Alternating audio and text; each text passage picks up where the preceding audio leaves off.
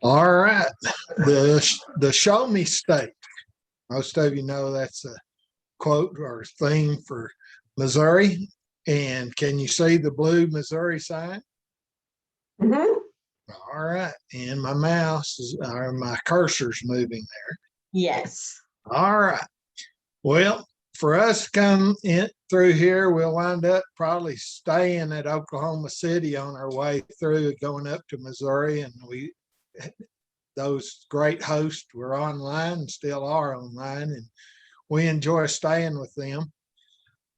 First time I traveled up there, I stayed at Joplin, Missouri. So just as I got into the edge of Joplin, I stopped at the travel center, and I said, "Now where can I find waterfalls here?" And they sort of smiled at me and said, "Well, sort of not here, but if you want to go behind the truck stop, just about a half mile or 3/4 mile from the travel center, you can take a road that goes behind there, and they have some man-made waterfalls. So you can go to the picnic table and enjoy a meal while enjoying the water running also." And I spent the night at Joplin. When I was there, they had just had a major tornado come through the end of May of that year and had done tremendous amount of damage to the town. And the host took me through town, showed that to me, and I was amazed at the damage. But I usually go on up the road, went to my uncle's at Springfield, and I have to throw this in because they've taken me down to Branson. If you want to go to Branson, it's sort of like going to Dollywood or any of the others. Whole lot of shows, and I can tell you, don't go after school's out because you will be absolutely in a traffic jam come close to showtime. It's like plan an hour and a half to get somewhere because the traffic is just clogged up when you're down at Branson. But Springfield, my uncle always took me to the Bass Pro Shop. And when you see the granddaddy of all outdoor stores, this is the one. It's 450,000 square feet. It's absolutely huge. It has whole sections that's nothing but fishing. They have whole sections that's nothing but survival food. Whole sections that it's just amazing what's in Bass Pro Shop. But don't forget to go to the Wonders of Wildlife exhibit. And they have this as well as aquarium. They have some outstanding taxidermy performed on wildlife. And when you see the aquarium, it's quite impressive also. And they have done an outstanding job. And all of this is in Springfield, Missouri. So it just happened to be on my way headed up to Kansas City. Now, Kansas City really surprised me. We're staying with travel club members, and we've gotten anymore when we travel, we don't really have an agenda. We go and ask travel club members, what would you go see here if we have time? And they'll tell us to do this, this, and this. And so that's what we usually wind up doing.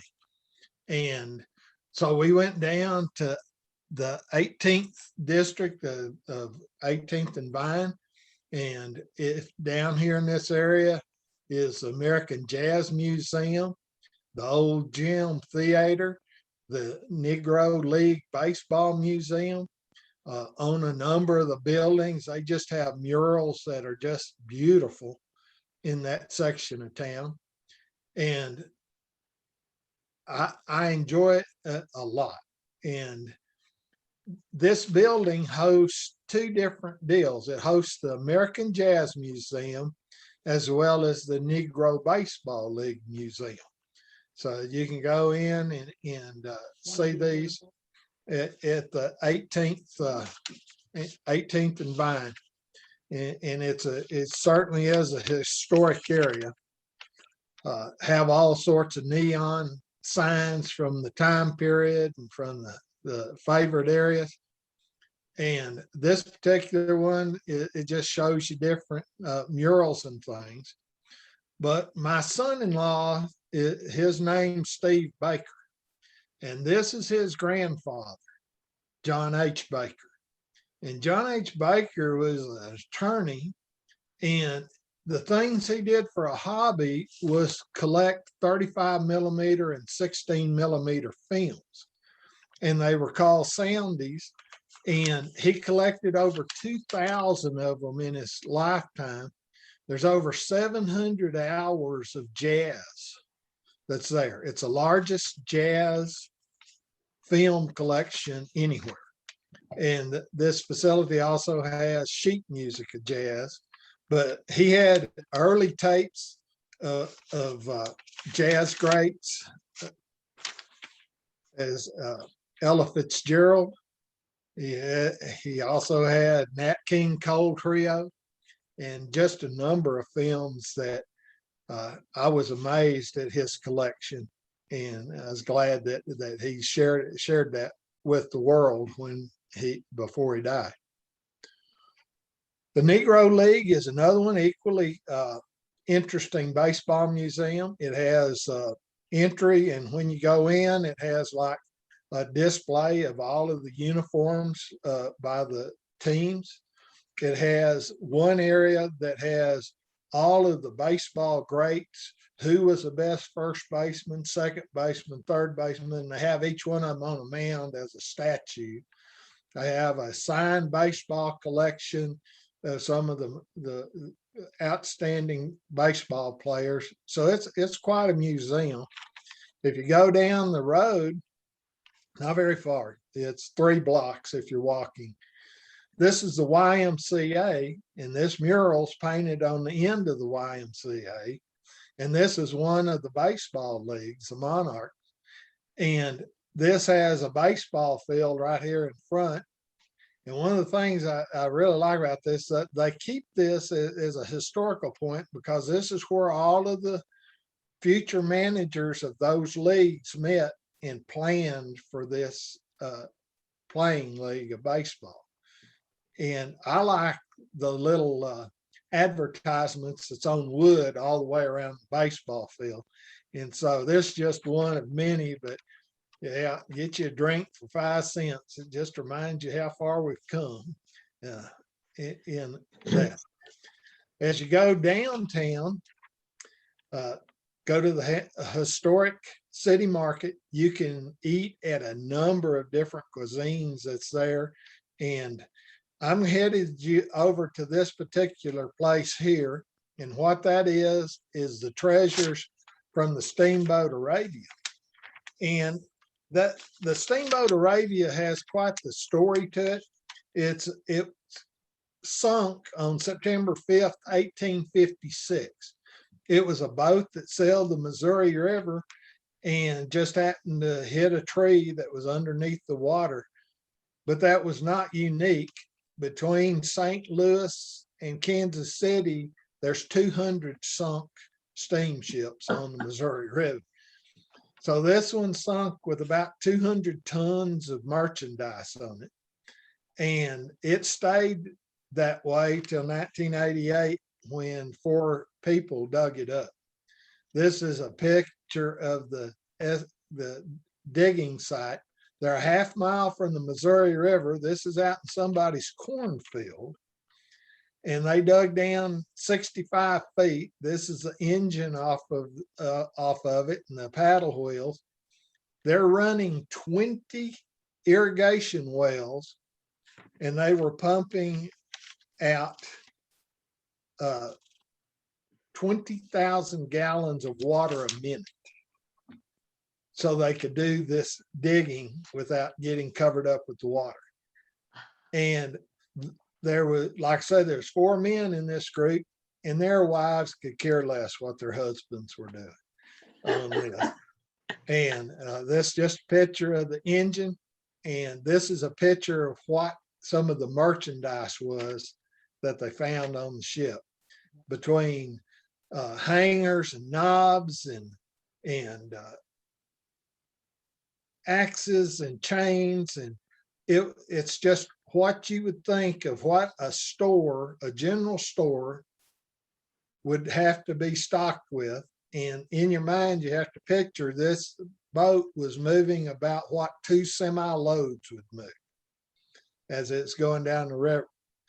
But when they got to the barrels that were full of this china, their wives took a very much interest in what was going on here.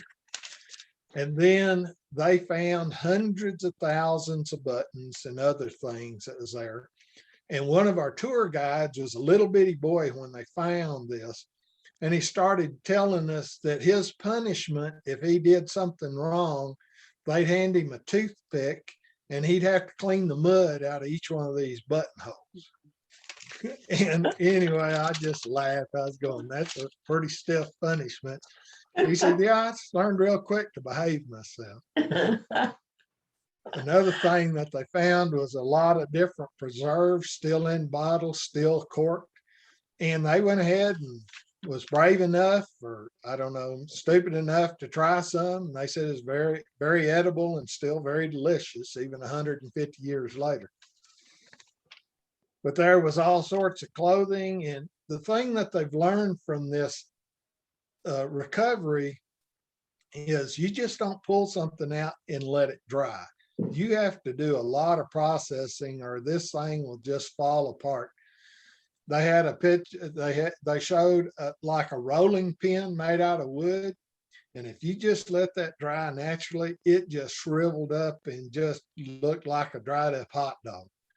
And so they had to learn the processes necessary to do that. But to see all the things that's there takes about 2.5 hours just to tour the museum. And then you can go enjoy the food that's around there. And speaking of food,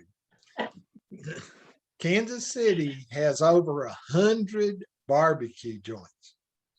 And so my wife and I ate barbecue every night.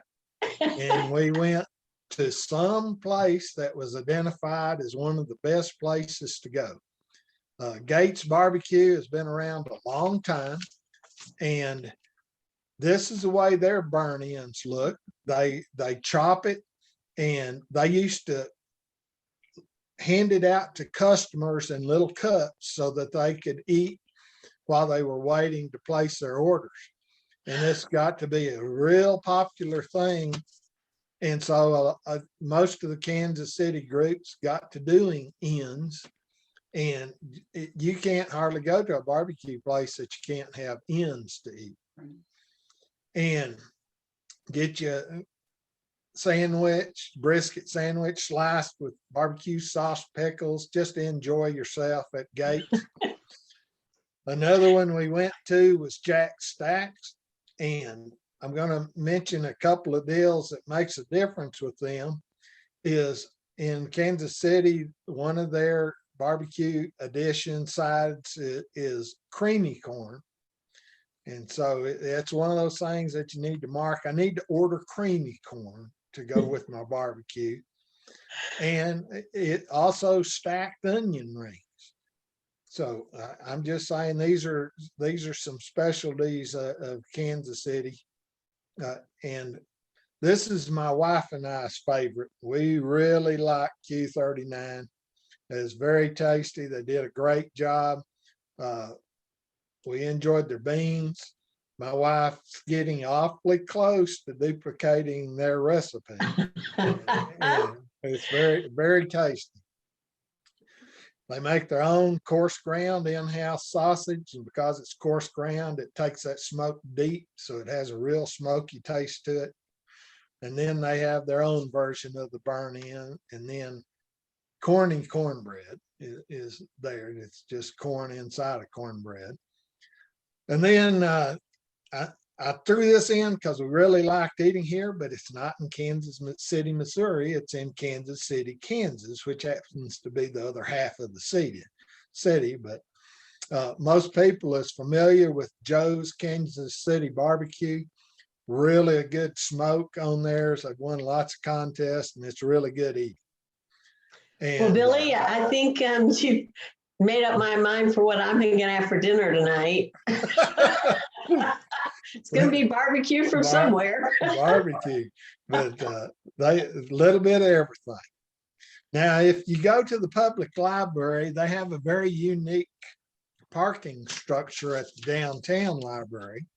And these spines are 25 feet tall. This is the entry door to the parking lot there. And everybody got a chance to submit their favorite book, and then they drew the titles that they used to put on these spines to make this parking garage. And it's so unique. I just thought, man, you got to go see this, because I've never seen anything else like this anywhere. And it's certainly a way to keep an ugly parking garage beautiful. And now, if you aren't familiar with Country Club Plaza, it's another place in town to go to. It was built in 1923. It was the first shopping plaza in the U.S. and it is also the first one that had parking for cars. And this area is 15 blocks in size. It has 100 shops and 30 restaurants. And this is all in Kansas City. Of course, I could care less. I was looking for the fountains. And so right across the street's the fountain, and behind it's another fountain. And Kansas City has a lot of beautiful fountains in it also. But for those that like to shop, there's your stop to make. And that's referred to by the locals as the Plaza. The Hallmark Museum. If you're a Hallmark card fan, you can go downtown to the Hallmark Card Museum. And Lanny and I have done this twice. We've enjoyed it both times. They have their Christmas ornaments on display there, Christmas cards, stories about them, and how they came to be, and the friendships they developed over the time. Walt Disney was one of the friendships they developed over time, as well as Norman Rockwell. So that's why some of the cards that you see were printed by Hallmark, because of the friendships that they developed. And then ornaments is one of those things that a lot of you may collect and display on your trees. But a number of these are at the museum to be looked at and go, oh, I remember that. And so one that's also on 16th Street and Broadway is the Kauffman Center of Performing Arts. This particular menu here hosts the Kansas City Symphony, the opera, as well as the ballet. And so inside one of these domes, it's set up for one, the other set up sort of theater-like. And across the front of this building is 40,000 square feet of glass. So it gives a tremendous view of Kansas City as you're looking through the glass. All these cables serve a purpose there. There's 27 steel cables, and it's to maintain the integrity of the structure. And it's quite a nice facility. You can go to the Nelson Atkins Museum. This is out on the line. For me, I'm really picky on the kind of art I like. This is my favorite piece. For those that are into Asian art museum type stuff, they have a huge collection of Asian art that's on display there. And it's one of those that it only costs you $8 to park. It's free to go into, but you better get you a ticket in advance online, because you're not going to just go in. It's a very popular place. But if Asian art's your deal, there's several of these opportunities to really satisfy that craving.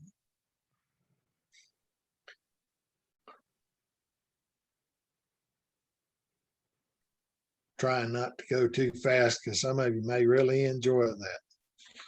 All right, now we have to switch locations in town a little bit. I didn't even know this existed. Thank you very much, Travel Club members, for saying you need to go to the World War I Museum.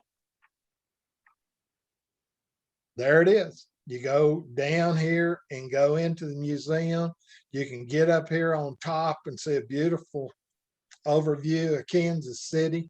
Another museum parts up there on top also. And when you go into it, you will cross a field of poppies. And there's basically 9,700 poppies there. Each poppy represents 1,000 people that died. World War I had 9.7 million people die in that deal. I was sitting there trying to double check that number because I know that it was 9.7 million troops that died and 10 million civilians died. So it's not as many as World War II, but what made World War I unique was the introduction of so many tools of death. Because you look at what was brought into play there was machine guns, poison gas. The way they used to fight was trench warfare, and poison gas was not a good thing. They introduced airplanes and cannons, tanks, and all of these things were introductions in World War I that made the war much, much worse than others prior to that.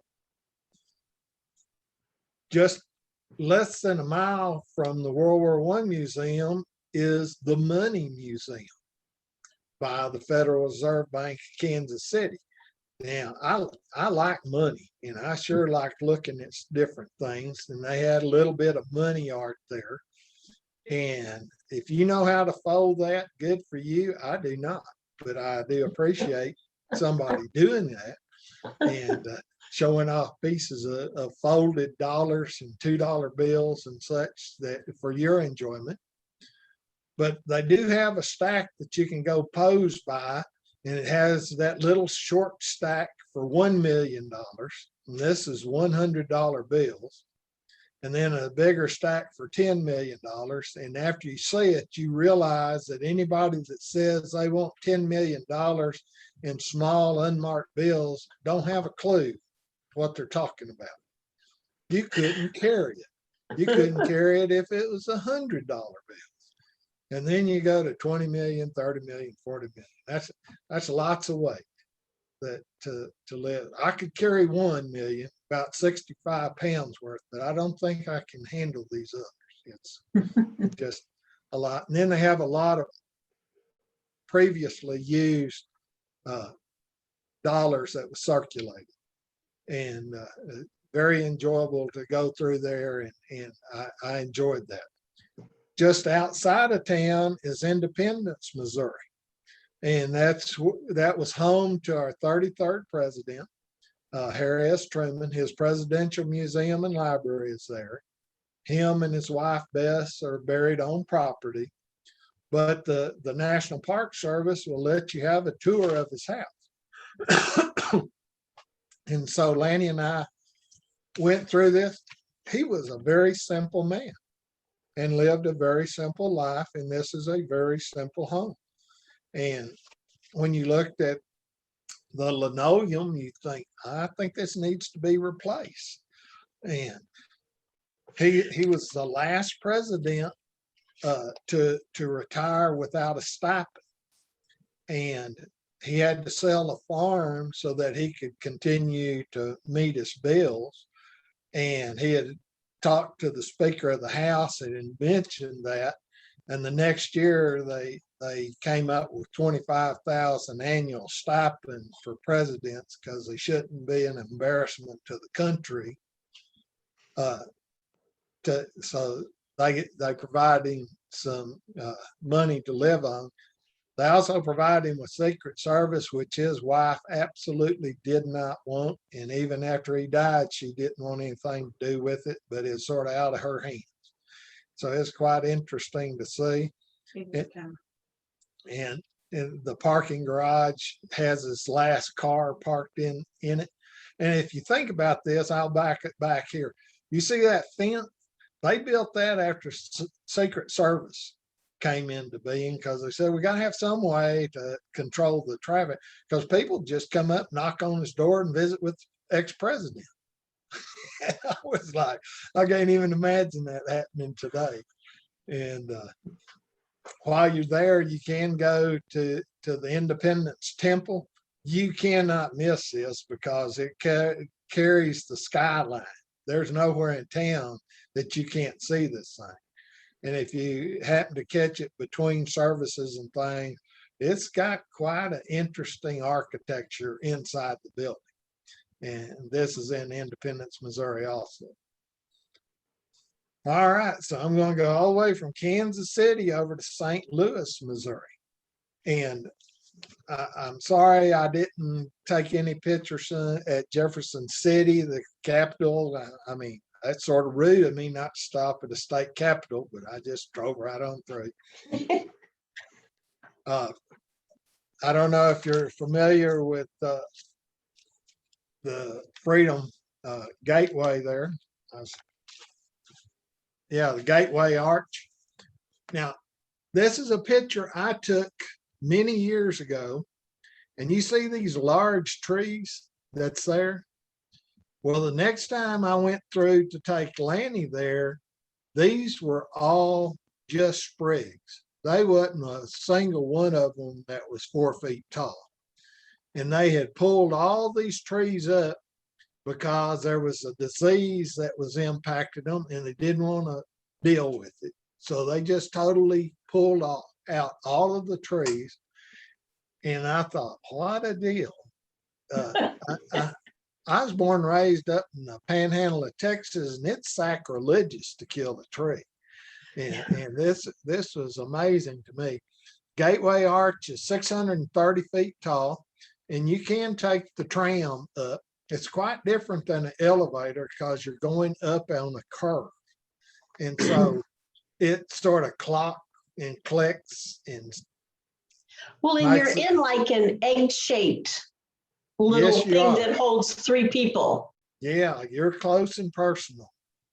You're bumping knees as you go up. You are. And when you get up there at top, you can look down that 630 feet and everybody looks little and the cars look little. And it's quite interesting to do that. Right up to the top is depending on the day. It can be as low as $12 for adults, as high as $16 for adults, $8 for children on the low side, $12 on the high side, just depending on day and how many people's going through. You're close with from the arch over to Busch Stadium. Anheuser-Busch is quite a popular brewery in St. Louis. And they have the baseball team there. So you can certainly catch you a baseball game. And stadium's right there by the road. And it's easy to see. Lanny and I got into the Catholic Basilica of St. Louis. I cannot tell you why we went there other than somebody told us to go there. And it didn't cost anything to go on the tour. It's very nice on the outside. And the work's to be appreciated. But when you go inside, it's just hard to describe how beautiful the facility is on the inside. And Lanny happened to catch a tour, and it's quite informative what's there and what you're looking at that you can't even appreciate without somebody giving you a tour and explaining to you what you're looking at. And it's a beautiful facility. Of course, you got to go to Anheuser-Busch. And this is the brewery itself. And I had to ask Lanny, I said, did we really pay to go on that tour? Because I could not remember paying. And they charge 15 for a tour. And if you want to get up close to the Clydesdales there, it's a $30 tour. But it's a beautiful facility. It's 142 acres in the city of St. Louis. And it was built in 1875, and it's just pristine. They've got this in beautiful shape. I mean, look at that archway. It's for its time period of being built, this is in beautiful shape. Billy, just a second. Lanny had typed that is the National Park Service maintains this bush. Gateway. The gateway. No, Oh, the the- gateway. Somebody asked about the gateway. Okay, okay. Now, when we're there, this is where the Clydesdales are out in the deal. But this is a drop in the bucket because Anheuser-Busch owns 200 Clydesdales. And they may keep 8 or 10 of them on this property. But they were there busy scrubbing them up and shining them up, getting them ready to pull. But if you want to go to a bigger facility, you can run out. It's not right there. It's several miles away. It's at Warm Spring Ranch near Boonsville, Missouri. It's 150 miles away. And if you want to tour this one, whether it's one person or 16 people, if it's one person, it's $500. If it's 16 of you, it's $550 for the group. So I'd highly encourage you to get 16 people together if you would really want to go see the facility there. Well, and Billy Stan just said that the Anheuser-Busch thing in Jacksonville, Florida is free. So I don't know if they have the horses there or not. We'll find out more when you're done. Yeah, the one in New Jersey does, and the one in Fort Collins does. And I was up at Fort Collins and it's going to take the grandkids, and it was at the Cheyenne Rodeo. So there was no Clydesdale to go see. That's a gorgeous photograph with the red barns and the horses. It's a beautiful facility. But if you go to Grant's Farm, they have several Clydesdale on the Grant's Farm property. And this is also at St. Louis. And I really enjoyed going to Grant's Farm. We happened to get there at Halloween, and they play up Halloween big time. This guy's carving, of course, the eagle and Anheuser-Busch. I meant Grant's Farm, but I meant this is the kind of stuff they have around there for the Halloween season. And they have beautiful wagons on display, and you can go on a tour on the cart around there. The only cost is parking on the Grant's Farm deal. You can go in, have some German food and some German beer, and look at the beer steins, and it's a beautiful place to visit. Another one that you might want to go to while you're there is you may want to go over to the Missouri Botanical Garden. And this is another stop. If you're interested, it's $12 for adults. And if you're 12 or under, it's free. And they have beautiful displays all over the property and lots of places for picture opportunities with the young people that you're with. And if you're into flowers and trying to take pictures of them, they have plenty. That's just a nice mosaic, lots of tiles stuck to that one.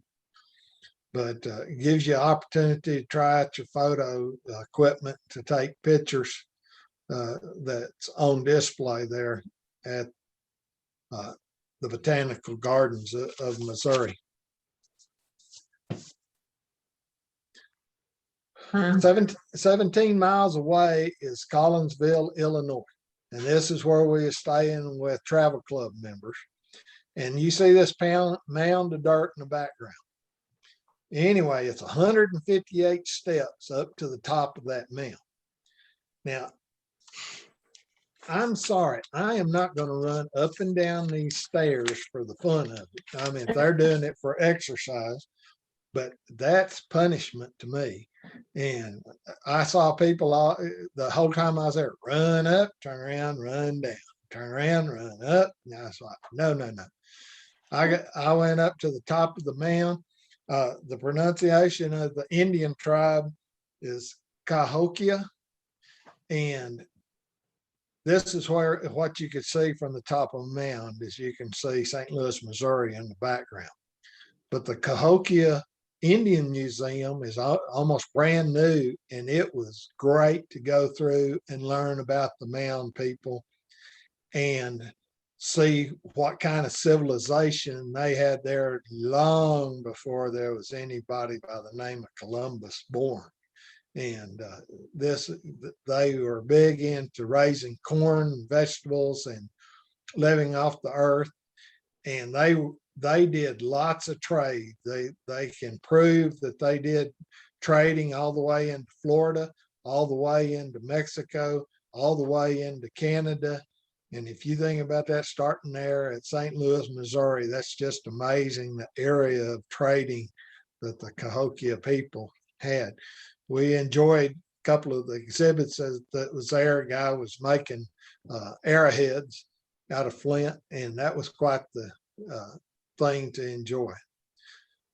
Well, that was the Missouri. That was my fast fly through of it. There's lots of towns there that I didn't cover, but I hope you enjoyed Missouri, the show me state. That was great. We do have a fair number of chat questions. David Palantir said, does the Cahokia tribe have a casino?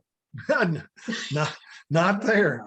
No, not there. I understand what he's saying, but I don't think I was even anywhere close to any reservation. They were there. Yeah. Okay. They've been gone for many years. Okay. Let's see. So we have quite a few of the questions. So Stan said that instead of the place to see the Anheuser-Busch thing, it's in St. Augustine, Florida, not Jacksonville. We take it back. We It just really looked is it up. Jacksonville. Yeah, we just. Oh, it is Jacksonville. Okay. Yeah, Sandra looked it up. Yeah. Okay. Charge now? Yes. I'm sorry? Is that Anheuser-Busch or is that a Clydesdale breeding farm? It's Anheuser-Busch. It's Anheuser-Busch. You get a tour and you get samples of beer at the end. And I think the Clydesdales are there sometimes. They visit when there's action in Florida. Do they still charge? Do they charge now? I'm checking that Oh. out now. I'm looking it What up. we're seeing a lot of times, some of these are getting so overrun that they're starting to charge. Jack Daniels is one of them. For years and years, they did not charge. And now they're charging a nominal $10 or $15 fee, because when people come to visit, they're coming to see family. And so the family brings all the little kids. And so instead of having 3 or 4, they've got 10 or 15 from the family coming through. Okay. And the thing that I was amazed with Anheuser-Busch, they told us how many cases of beer that they do per week. And it's staggering how much beer is drunk. And they have to have these facilities in different places to meet the demand. But I just shook my head and go, that's a lot of beer. Yeah. David had written, when you leave one of these things, you get to take away all the beer you can carry, you can hold. Not that particular one, but it was a great tour. We had a ex-junior high school teacher giving us a tour, and she's more like a drill sergeant. And I was going, well, I understand why you're that way. I mean, if you're a junior high and teacher, you just develop those tendencies. Only COVID. So write that in there. Let's see. There's no website. Oh, somebody had asked if the Arch in St. Louis was federally owned and operated, and Lanny had said it was a national park. So that means your national park pass for seniors would work there. Should get you in, but won't get you on the tram to the Tram. top. Okay. But it's all good. Are you still Well- doing your recipe segment? I am, I think we have time unless you have more you want to cover. I was going to release this back to you if I could figure. Oh, there we are. Stop sharing. It's coming your way. Okay.